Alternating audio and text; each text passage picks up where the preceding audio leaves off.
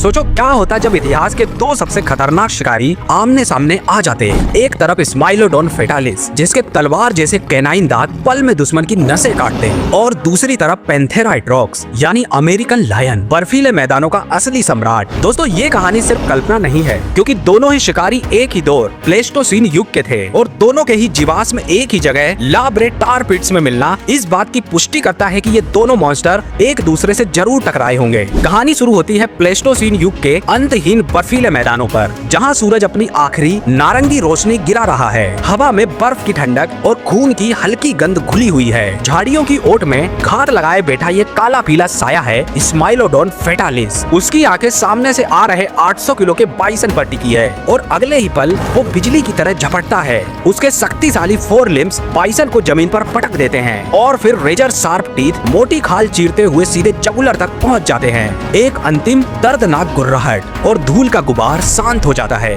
लेकिन तभी दूर से एक विशाल छाया उभरती है। ये है अमेरिकन लायन, 450 किलो वजनी, लंबा, मस्कुलर और खूंखार शेर जो एक धीमी और ठसक भरी चाल से आगे बढ़ रहा है। उसके जबड़े जो 1800 psi की ताकत से खोपड़ी तोड़ सकते हैं, धीरे धीरे खुलते और बंद होते हैं। ये दुश्मन को सीधी चुनौती है, या तो पीछे हट जाओ या मुकाबले के लिए तैयार रहो। स्माइलोडोन ये देखकर अपने शिकार पर पैर रखकर खड़ा हो जाता है। उसके दांतों से खून टपक रहा है, जैसे वह कह रहा हो ये शिकार सिर्फ मेरा है। हालांकि स्माइलोडोन जानता है उसके ये कैनाइन दांत दुनिया के सबसे घातक हथियार हैं, लेकिन उतने नाजुक भी। एक तरफ उसके कमजोर जबड़े जिनका बाइट फोर्स केवल 300 psi के आसपास ही है, दूसरा इन दांतों का इस्तेमाल करने के लिए उसे इस विशालकाय शत्रु को स्थिर करना होगा। अगर वो झटके से हिल गया तो उसके ये कमजोर दांत टूट जाएंगे। उसके लिए इस विशाल लायन को, जो उससे लगभग 2 गुना भारी और फुर्तीला है, पूरी तरह काबू कर पाना लगभग असंभव है। दोनों विशाल शिकारी एक दूसरे को घूरते हैं। लायन की दहाड़ का जवाब स्माइलोडोन एक गहरी धैर्यवान गुर्राहट के साथ देता है,